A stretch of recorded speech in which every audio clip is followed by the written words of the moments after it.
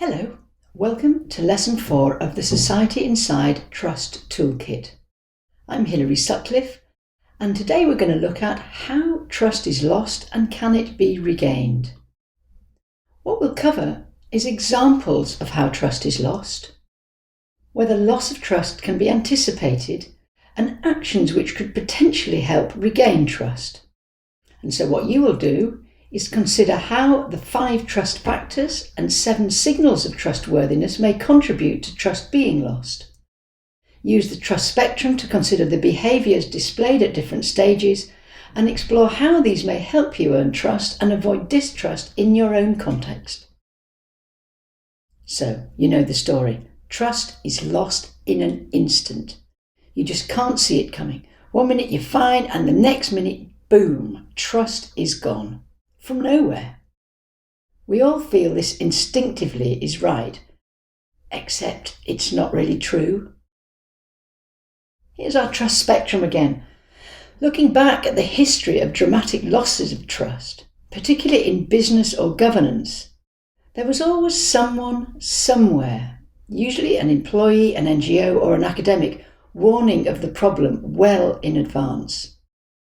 If you're looking and listening and are alert to the possibility, you can see distrust brewing. The problem is, these signals of distrust are often telling you things you don't want to hear. Things that clash with what you think is true, conflict with your business model, or just look emotional or irrational or irrelevant. But can this loss of trust be anticipated? Can it even be reversed before mild distrust turns into disaster? Very possibly, but it is hard.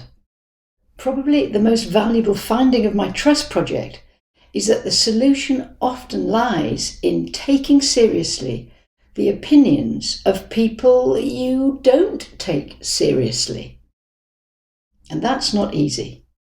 So let's go through a couple of real-life personal examples to illustrate how trust is lost and why, the contribution of the 7 signals of trustworthiness and what could possibly have been done to regain it at critical points across the trust spectrum. This is about trust and collaboration.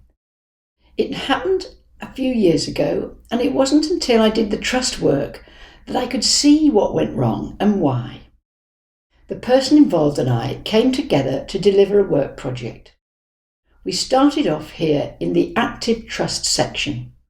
We had a shared intent and we were excited about the project. But we were mindful of the importance of the differences between our different worldviews, approaches to the subject and communication styles. And so we created some trust-building activities just between the two of us. We were honestly sharing our perspectives, potential concerns, and thinking in advance what to do if things went right or wrong in different situations. This was a really great, open and honest process, which nudged me right up here to passionate trust section. Of course nothing's going to go wrong. After this, it's just going to be great. So the implications of this passionate trust was that in meetings and in our many email interactions, we automatically respected and listened to each other's opinion.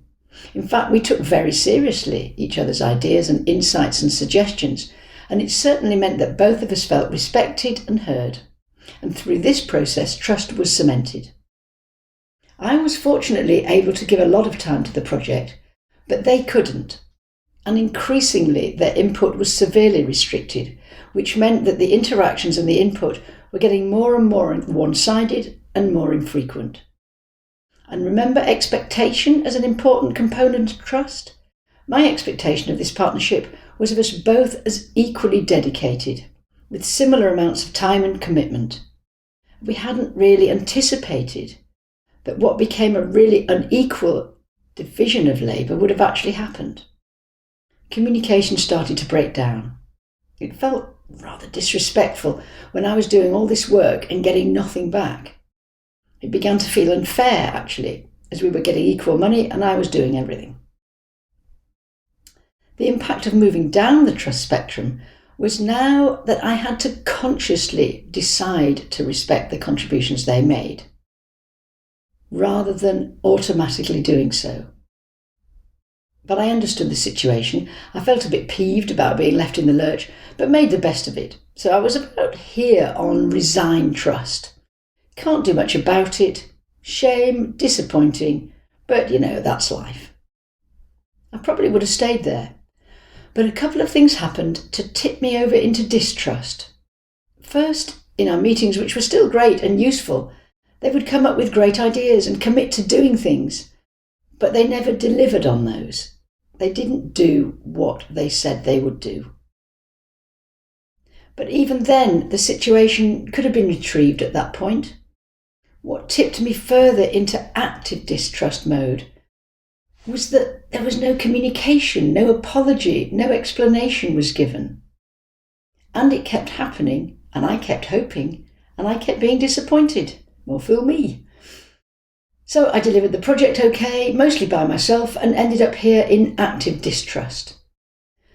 I wouldn't be wishing to go into partnership with them again, wouldn't probably recommend them to anyone in a similar circumstance, but it wouldn't go as far as actively talking about it and disrespecting them to others.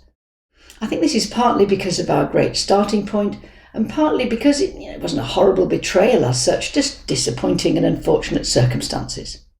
But could anything have happened to stop this slide into active distrust? Actually, I think yes. In these early distrust stages, more openness and more explanations about why the delivery wouldn't happen. More honesty about what was realistic to expect, and no promising and not delivering. Just simple apologies and better communication, and perhaps more sympathy about the unfairness of the situation that I'd been landed with would have worked wonders. So I think trust could have been earned back, not way up the spectrum, but certainly back here up to resigned trust. But there's another interesting aspect of this.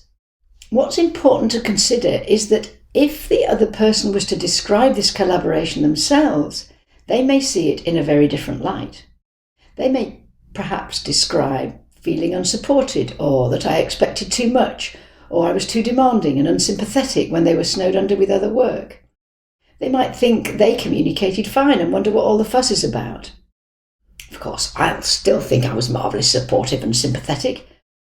But just to stress here, as we talked about back in lesson 2 with the dynamics of trust, trust is a two-way thing, and our different experiences, mindset, worldview can make the very same situation look extremely different in the eyes of another.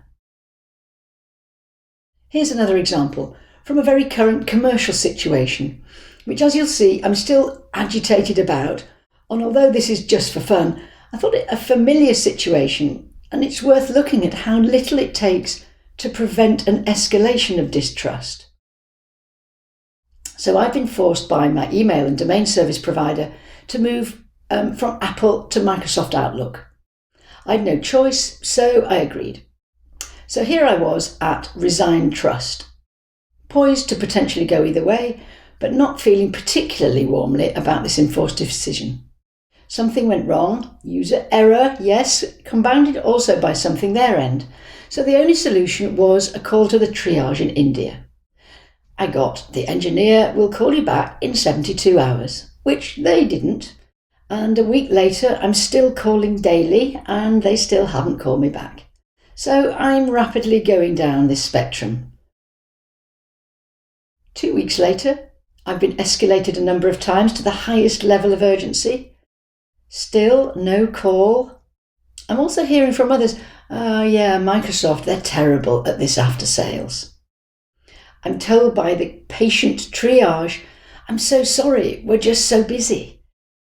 To which my response is, yeah, you're busy because you're so useless and you've got millions of people calling you. So by this time, I'm right on this end.